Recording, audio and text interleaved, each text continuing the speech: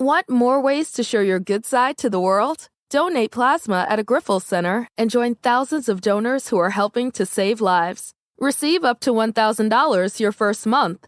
Learn more at grifolsplasma.com. Get more for your money this Thanksgiving at Meijer. Set the table with Meijer Grade A frozen turkey for 55 cents per pound, limit 2. Then save with everyday low prices on sides like Meijer frozen steamable sweet corn and Meijer cream of mushroom soup, a 5-pound bag of russet potatoes for 99 cents, and Pillsbury crescents and pie crusts, buy 3, get 2 free. Plus, get the same low Meijer prices no matter how you shop, in-store or online. Exclusions apply. See all the deals in the Meijer app.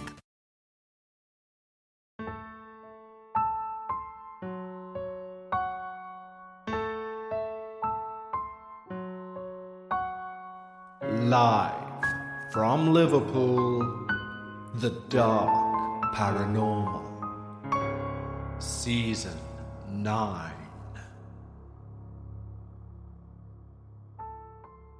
Hi everyone, and welcome back to The Dark Paranormal, Season 9. First and foremost, a massive thank you to everyone who reached out with some correspondence last week. It's always great to receive your emails, and don't forget you can send them to thedarkparanormal@hotmail.com. We've received lots of feedback regarding last week's episode, and any feedback you have, along, of course, with your true paranormal experiences, are more than welcome to that email address. Once more, that's thedarkparanormal@hotmail.com. Now, an email that we have received to that email address should be something that should make us all excited. Before we get into today's true paranormal experience, you may well recall that one of our most popular and talked about episodes ever was in Season 7, the story of Room 232, where our listener Jessie went to a college in Kentucky and potentially disturbed some very sinister practices. A lot of questions were thrown up about that particular episode, and I would encourage you all to go back and give it a re-listen, because next week we have a follow-up episode on Room 232. But keeping our eyes firmly on the present for now, we have the not-so-small detail of today's true paranormal experience to deal with. The very word, the occult, comes from the Latin to hide or to conceal, and today's experience deals directly with things which are hidden, and the ramifications that come along with such concealment. And we also gain a hint that the dead may not be so quick to release their grip on their earthly possessions. But before we jump into today's fascinating true paranormal experience, we of course need to thank our wonderful team over at Patreon. When you sign up to Patreon, not only do you receive these episodes both ad-free and before everyone else, you can also receive access to our Patreon-only podcast, Dark Bites. Dark Bites releases each and every week, even on the downtime between seasons, meaning that you never miss your paranormal fix. And there's currently well over 30 hours of extra content over there to binge. We've built a wonderful community of like-minded paranormal enthusiasts over on Patreon, and we'd like to extend an exclusive invitation just for you. Simply head over to patreon.com/thedarkparanormal. Just like these wonderful new team members have: Narissa Crutcher, Christine and Dante Bellafato, Julia Brown, Kristen Crozier, Lucinda the Wolf, Paul McDermott, Kenny, Cameron Foley, Richard Cruz, Alice Renee, Julie Ehi, Tracy Greer, Tracy Owens, Rocky Worden, Ms. Noon, Rianne Tulloch, Augustine Orta, Christy Ehrlich, Becca Smith, Yana Reed, Waylon Gibson, Laura Knight, Callie Dalheim, Rinsanity Art, Brenda Ross, Heather Fottrell, Lucas Spacich, Ian Morris, Renee, Martin Strickson, Angela L. Thomas, Mandy Fitzgerald, Julie Rimmer Hunter, Evelina Aho, Octavia, Vicky Booth, Casey Carskadden, and Kyle O'Connor. Thank you so much, everyone. Your support truly means the world. And if you'd like to join our team, head over to patreon.com/thedarkparanormal. And before I forget, a big shout out to my little friend Chase over there in the States, whose mum tells me he's a huge fan of the show. You must be one brave boy, Chase, that's all I'll say. But right now, it's that time. It's time to lower the lights, make yourself comfortable, and most importantly, leave your disbelief at the door, as we hear all about the hidden. The home where my family and I experienced a plethora of ghostly encounters was a small two-bedroom guest house in the southwest United States, which my family rented out since it was the best we could afford at the time. Its layout was rather simple, and to help give a better visual, I'll go over the layout briefly. To begin, the home was located in the backyard of the larger main house.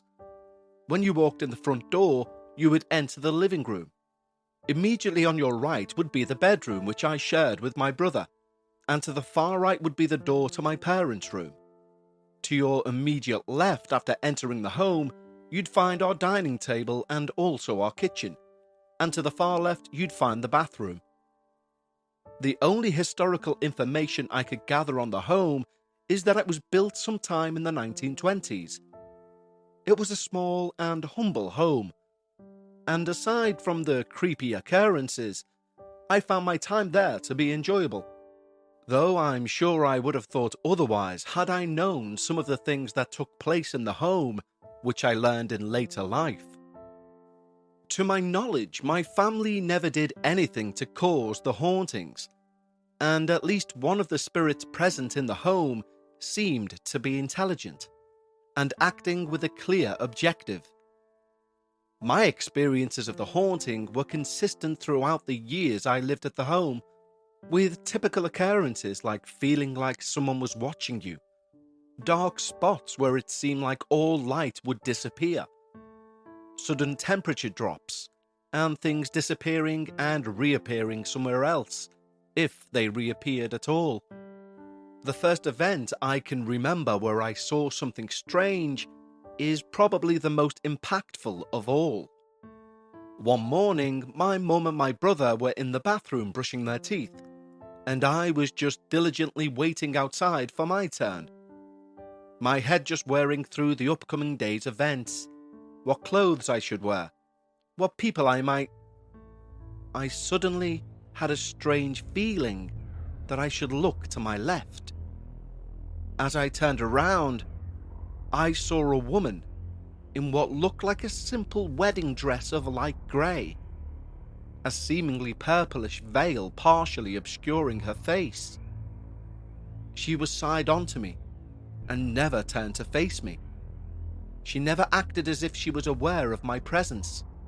She simply walked slowly with what seemed to be a somber expression from about the middle of the living room to my room.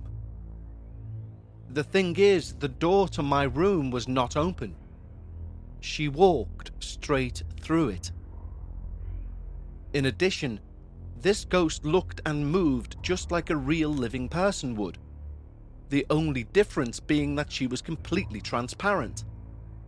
Now, being a young child, I don't know why, but I didn't freak out. I simply just mentioned it to my mum, just as calmly as a kid would tell their parents they've seen a bird in a tree. To my knowledge, this was the only experience anyone in my family ever had with that particular spirit. I never sensed any negative emotion from her, though I did get the kind of feeling that she exuded a sense of desperation, kind of like she was waiting or looking for something. I was not able to find out anything about her, and now I only hope she's at peace. My next experience with a full-bodied apparition seemed to have been the most prevalent ghost in that particular home, and also the one, I felt, that had malevolent intentions towards me and my family.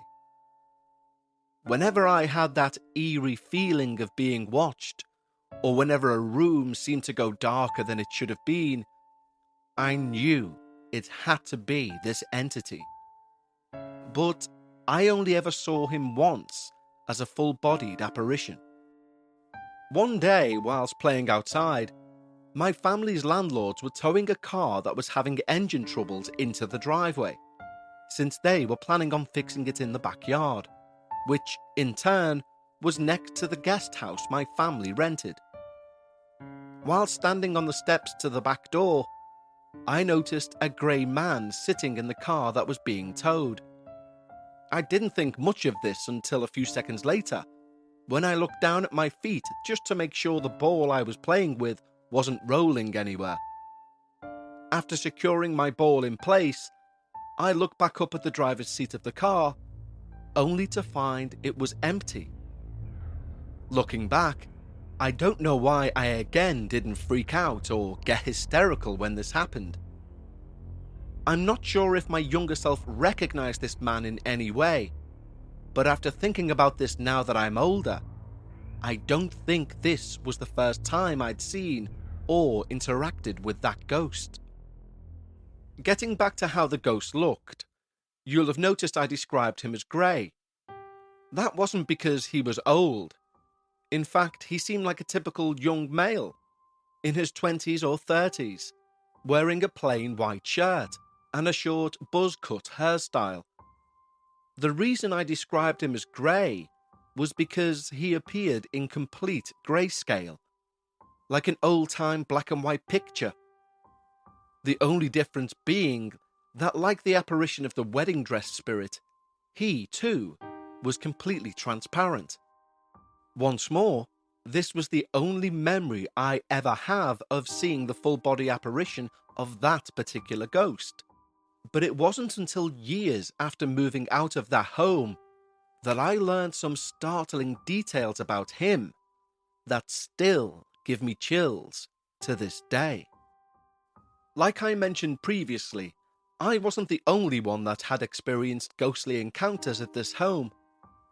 The first time I learned that someone else had similar experiences to mine was years later, when my family had long moved out of the home. These stories I heard all came from my mum and dad, and started from around my teenage years all the way to just a few months ago, with me now being a young adult. The first story I heard about someone else's experience in that house came from my dad, and through the upcoming tales, I gained both a new respect and level of fear for whatever was in that place. This happened on a normal day, while my dad was alone at home.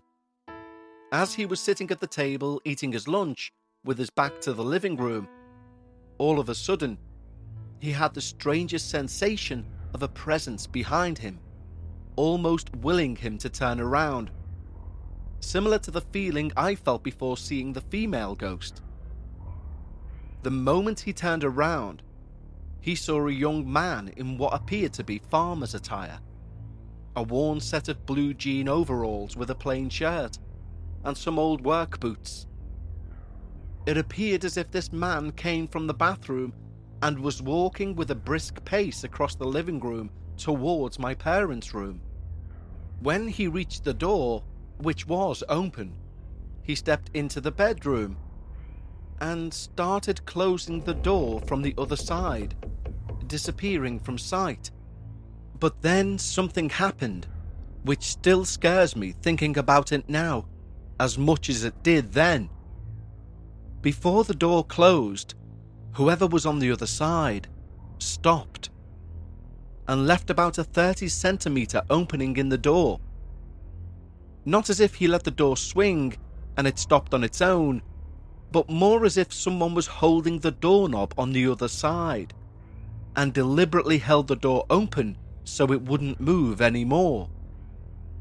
All of a sudden, the man's head appeared in that opening that was left in the door, but it appeared sideways, almost as if he was crouching down so that his head was eye level with that of my dad, who was sitting down at the table trying to eat his lunch.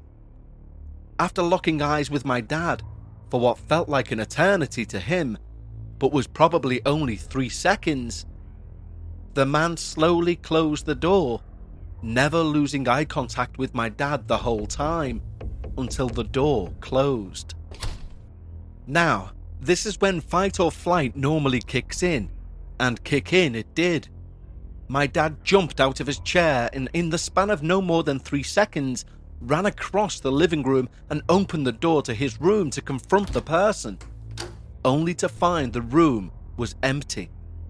My dad, still just imagining that this was someone that had broken into our home, immediately ran to the window to see if the person had jumped through there, but the windows were closed and locked from the inside. He then immediately ran towards the closet, but after a quick search, realised that there was nobody in there. That's when he had the realisation that the man he saw wasn't a burglar. We didn't live in the best part of town growing up, so it was completely possible that this man could have been a burglar. But it was impossible for a physical being to have left that room without making a sound. The only exit was the locked window and the door that my dad was now blocking. The difference from my encounter and my dad's, though, was that the man he saw was in complete colour and not see-through at all. Now, for years after hearing this story, I wasn't sure if the man he'd seen and the one I saw were the same person. I just assumed we'd seen different ghosts. It wasn't until just a few months ago that I realised that the ghost I'd seen was the same one as his. But before I get to how I made the realisation that we'd both seen the same ghost, I'll go over the second story my dad told me. I'd like to take a break from today's true paranormal experience to discuss a new podcast with you. Here's a quick question. What makes a murderer? Are they born to kill or are they made to kill? Killer Psyche Daily is a new podcast that gives you a quick 10-minute rundown every weekday on the motivations and behaviours of the criminal masterminds, psychopaths and cold-blooded killers that you read about in the news. Host Candice DeLong draws on her years as an FBI agent and criminal profiler to break down these cases for you. On Killer Psyche Daily, Candice will give you an insight into cases like Ryan Grantham and the Stockton serial killer. She will also invite expert guests to dive deeper into the details, share what it's like to work at Quantico, answer some killer trivia, and even host virtual Q&As that allow you to ask her the questions. Hey, Prime members, listen to the Amazon Music exclusive podcast Killer Psyche Daily in the Amazon Music app. Download the app today. This next story wasn't experienced entirely by my dad, but it did help him confirm that the ghost he saw that day was real. One day, one of my aunts had a similar experience to that of my dad. My aunt was sitting at a table, eating some lunch, in the same chair as my dad, when suddenly she had the strange feeling that someone was watching her. So she looked up from her food and turned to her left towards my bedroom. And that's when she saw him. At the far end of my bedroom was a closet, whose door was open that you could see clearly from the dining table in the kitchen. And there, standing in the closet, as clear as day, my aunt said that she saw a young man dressed in blue overalls and work boots, just looking straight at her. Just like my dad, the man was motionless, just staring at her. Then, after a few seconds, he turned to his right and started walking into what looked like the left side of the closet. Now, I don't know what's the deal with my family, but like my dad, fight or flight kicked in, and she jumped off her chair and within seconds was at the door of the closet in my room. She intended to confront this stranger, who she assumed was hiding in the closet, but to her surprise, the closet was empty. There wasn't a single trace of anyone being in there or moving anything out of place. Now, since my aunt was at our house alone at the moment, she was waiting at the dinner table, anxious to tell someone about what happened. And that's when my dad got home. She immediately started telling her story.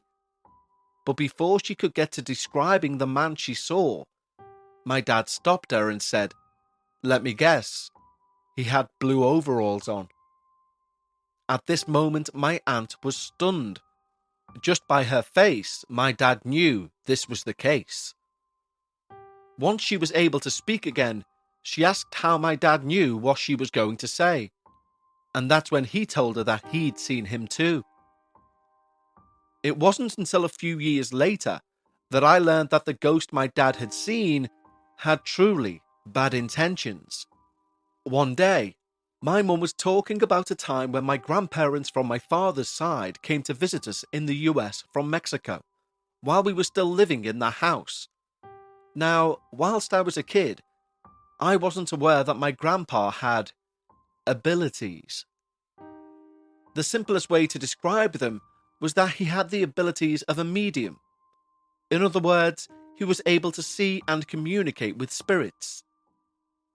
Getting back to the story, one day my mum says that she woke up in the middle of the night to use the restroom. Since my grandparents were visiting, they were staying in the bedroom I shared with my brother, and we were sleeping out in the living room instead. Since she didn't want to wake us up, my mum slowly exited her room, and as she began to close the door, she glanced up, and there, sitting at the couch, was the figure of a man just watching me and my brother sleep. She felt her chest go tight, and a scream welled up from deep within her. But just as she was about to release it, she realized who the man was. It was my grandpa. Once she calmed down after realizing it was him, she walked slowly towards him and asked in a whisper what he was doing sitting there rather than in bed sleeping.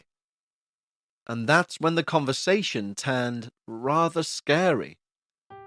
Grandpa looked panicked, alert, protective, and responded with, "They don't let me sleep. They've been talking to me all night. I need to watch over the kids." My mum was shocked by the response. If she and my dad were both sleeping in their room, and my brother and I remained asleep as well, just who could he mean by they? It couldn't be my grandma, since she was the only other person in the house, and she seemed to be asleep. So his use of the word they really shocked my mum. My mum then asked him who he meant by they, and who was talking with him all night, and he simply responded with, "Don't worry about it. Go to bed. I'll stay up for a while and watch over the kids, then I'll go to bed." My mum was a bit reluctant, but she eventually decided to do as he said and left him watching over us for the night. While it would be nice if the story of this encounter ended here, there's a few more details that I learned later on that may explain why my granddad had someone talking in his ear, and why he decided to watch over us for that night. But that comes in later. Now, I know I keep mentioning that the male ghost had bad intentions towards my family, but it wasn't until my late teenage years when I found out just how bad it was with my parents. I didn't get too many details from my parents about this, but apparently, sometime after the male ghost had first made his appearance to my dad, all the way up to the time that we left the home, which was a bit under a decade's time, this entity was violent towards my parents on a regular basis, in particular with my mum. Apparently, on occasion, my parents would wake up in the middle of the night in pain, and after examining spots where they'd feel this pain, they would find bruises and scratch marks on their skin. And as you might have guessed, these scratches weren't just an accidental scratch of the leg from a toenail. These scratches would appear in unreasonable locations, and more importantly, they always appeared in sets of 3, as if 3 claw marks were left by some unknown force. Now, I'm sure my parents kept this from me and my brother whilst we lived at that house because they didn't want to scare us. But a few years after leaving the house, they ended up telling my brother and I about these events. This was because years later, even after moving out of the house, my dad woke up one night with pain on his back. And after having a look, we discovered 3 clear scratch marks on his back. Now, these scratch marks looked like long but light scratches on his back. But as he described it, it felt like an intense burning pain.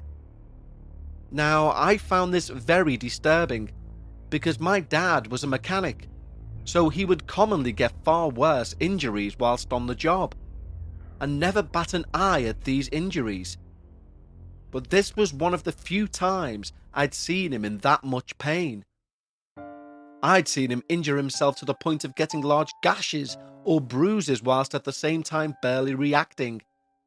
So it left me stunned to see him showing so much pain and discomfort to 3 light scratches on his back. Thinking back now, I can't imagine going years living like this where scratches and bruises of this type would just appear regularly, and it would be accepted as normal. Finally, we get to the details that I learned probably within the last year. I'll go over a few small details, but primarily I'll be reconnecting back to my grandpa shortly, and how he did 2 things in life that showed that he did not take his abilities for granted, and that he used them justly. Continuing on, one detail I learned that might explain why, in my memories, I never overreacted when I saw the ghostly apparitions of the lady or that man that appeared in the car, because apparently, when I was a little kid, I had an imaginary friend. Apparently, my mum would find me regularly sitting in a room alone playing and having full-blown conversations with someone. And every time she entered the room, she would find me sitting alone, talking to someone that wasn't there. Maybe my subconscious mind recognized these 2 ghostly entities years later, which is why it wasn't weird to me when I saw them. Who knows? Now we get to the last of the details I've learnt about this home, and how they might explain the interactions my grandpa had that night he stayed up looking after my brother and I. Apparently, one day my dad started talking with my landlord about how he'd seen a man in overalls in our home, and that strange things had started to happen soon after seeing him. To my dad's surprise, the only response he got from the landlord was something along the lines of, "Oh, don't worry about him. He allegedly just tries to get your attention to see if you'll make a deal with him. Rumour is, he has a lot of money buried somewhere on the land, and he'll show you where it is if you make a trade or a deal with him, if you believe all of that." And that was it. She didn't want to speak any more about him. Needless to say, I was shocked when I heard this. Not only because it sounds like something out of a movie script, but because it made me think back to that night when my mum found my grandpa watching over my brother and I. I can only assume that the male spirit was the one doing the non-stop talking to my grandpa, and he was the one that kept him from falling asleep. But it brings forth the question, if we take the myth as real, the ghost's deal involved a trade where my grandpa would get the location of some money hidden on the property, but what was the spirit asking for in exchange? Considering how my grandpa spent the night watching over my brother and I can only assume the male spirit, maybe, wanted one of us. As I give this last detail, I'm brought back to the only reason I even started writing this all down to share on the podcast. You see, this isn't the first time I've heard a story involving my grandpa and a treasure that was potentially offered to him. There have been recent developments in particular with that story. It all began around 30 years ago in my dad's hometown in Mexico. My dad and his siblings were at the family home, and at the far end of the backyard they were digging a large hole in the ground because they were going to do some construction on that spot.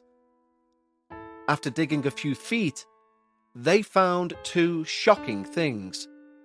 One was a small wooden box, and to say the least, what they found inside was very disturbing. Inside were the skeletal remains of what appeared to have been a baby. Now, because that town in particular was founded in the early 1500s, it's hard to pinpoint who this baby could have been, but it's safe to say the baby had been buried there for at least a few decades. Now, after dealing with the situation of the small coffin that they found, my dad and his brothers resumed their dig, but they were almost immediately stopped again. You see, right underneath where the baby's coffin was found, they hit what appeared to be a large rock. Naturally, they started digging around it, but soon they realized that what they'd found was either a very large flat rock or a large flat slab of cement that had purposefully been buried a few feet underground. Even though that sounds strange, after inspecting it further, my dad confirmed that a thick layer of cement had been placed there, as if to block something. Since they weren't sure whether to break through, they consulted with their dad, my grandpa. Now, this is where the story gets a little weird. You see, my grandpa followed my dad to the hole that they'd been digging to take a look at the slab of cement that they just found. But he says that my grandpa just stood there for a few seconds, just staring. After a bit of silence, he gave the order. Seal that up. We're never going to dig here again. And that was that. Despite the hours that my dad and his siblings had spent digging that hole, it was sealed and the planned construction was abandoned. Now, why would my grandpa decide to scrap all the plans just like that, you may ask? Well, while we'll never know for sure, as he's no longer here to tell us, my dad has an idea, due to the conversation he had with my grandpa after they sealed the hole. My dad asked why they didn't just want to break through the cement, and my grandpa replied, "We don't need what's buried down there. It'll only bring bad luck for the family." That's when my dad remembered the rumours he'd heard regarding the property. Apparently somewhere on or near the property, there was a large amount of gold that was hidden away years ago. But my dad always assumed it was nothing more than a rumour, until that moment. You see, he knew of my grandpa's abilities and of his character itself.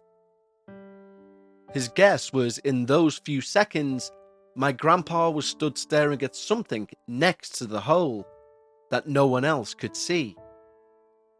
He must have heard something from an unseen entity, and rather than fall into greed, he valued his family over the potential of riches. You see, time and time again, something that commonly breaks families apart is the fighting that ensues after money gets introduced. Or at least, my grandpa was a firm believer of this concept.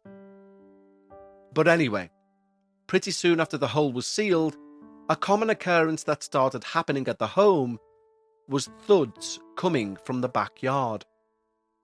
On random occasions, my dad would hear noises coming from the far end of the backyard, as if something was thumping upon the heavy slab of cement, as well as noises as if someone were once again digging the hole. I myself remember seeing the remnants of that hole as a young child when I would visit the home, because whilst the hole was sealed, there was still a very wide but shallow depression in the ground, probably around a foot deep, where the digging had taken place. Now comes the final detail to this story, and the reason I decided to submit this after months of writing it, stopping, coming back to it, and repeating that process. Fairly recently, I heard my dad on the phone speaking angrily with my uncle, because of the story my uncle had just told him. Apparently, an old man had been asking around if he could go and inspect something in the backyard. And whilst he wasn't allowed in my dad's old family home, where my uncle now lived, the neighbours did allow him to inspect their backyard. Apparently, this is how the story went. When he entered their backyard, he pulled out 2 dried up scorpions and held them in his hands and started walking round, similar to how people use bronze dowsing rods to find water, or sometimes spirits. After walking around for a bit, he ended up at the far corner of the backyard, right on the connecting wall that connects the neighbour's yard with my uncle's yard, in the same spot where my dad and his brothers originally dug their hole, but just on the other side of the separating fence that separates the 2 properties. After a bit of convincing, the old man was given permission to bring some tools and dig on that spot. We never learned exactly what he told the owners of the property to convince them to allow him to dig, but ultimately, he was allowed to dig. After a few hours, my uncle's neighbours walked out to check up on him because they noticed he'd quieted down, but they found no one. The old man was gone. All that was left of him was his digging equipment, like a shovel and a pickaxe, a small ladder to climb in and out of the hole, and a deep hole with what appeared to be an indentation at the bottom, in the shape of a box. Needless to say, the homeowners were furious that he just dug a big hole in the garden and left without even picking up his digging equipment. But they weren't as furious as my uncle and my dad after hearing of the aftermath. It looks like ever since that man dug the hole and took whatever it was he was searching for, the negative activity at my uncle's home has skyrocketed. It seems as if one person in particular, one of my uncle's sons, has been taking the brunt of the negative activities. Now, I won't say the house has been clean of the supernatural prior to this. They've had stuff getting thrown around, shadow figures being seen, disembodied voices being heard. But I can't even imagine how bad it must currently be if my uncle and his family, who have never complained about the activity this far, have finally reached a point where things are too much for even them. We can only hope things get better, and that some form of karma exists and gets back at the old man that seems to have found the thing that my grandpa was adamant about keeping buried 6 feet under. A huge thank you to Alejandro for sending in his true paranormal experience. And it really does go to show that sometimes you don't want to mess with things you truly don't understand. And it would appear your grandfather knew that message more than anyone. Such a fantastic story, Alejandro. If you have a story like Alejandro, send it through to thedarkparanormal@hotmail.com. Because although we've filled our remit for Season 9, we do have a couple of slots that may potentially change should the right story come along. And that brings us to a close of Episode 2 of Season 9. Don't forget you can find The Dark Paranormal on all social medias. Search for The Dark Paranormal on Facebook and Instagram, and join the Dark Paranormal Society over on Facebook. It's our little group that we've formed over there. I can't wait to speak to you all again next week when we revisit the infamous Room 232. Be sure to go back to Season 7 to refresh yourself for that episode. For our Patreons, I'll speak to you on Sunday for another episode of Dark Bites. And for everyone, I'll see you here next week for Episode 3. In the meantime, remember, when you're discussing the paranormal, always try and leave a bit of your disbelief at the door. And I'll see you next week here on The Dark Paranormal.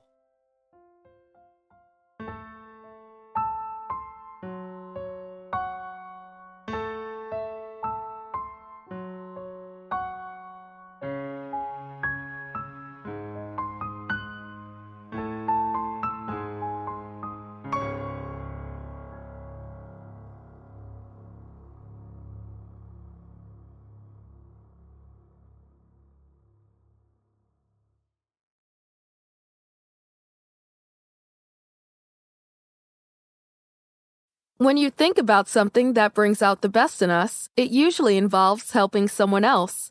By donating plasma at a Grifols Center, you can help save millions of lives and show your good side to the world.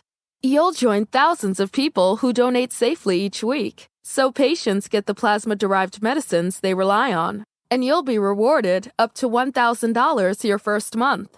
Learn more at grifolsplasma.com.